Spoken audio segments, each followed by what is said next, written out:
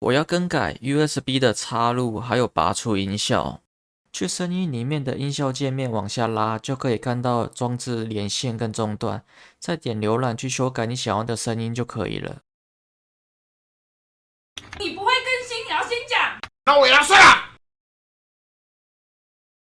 让我看看你发育正不正常啊！让我看看。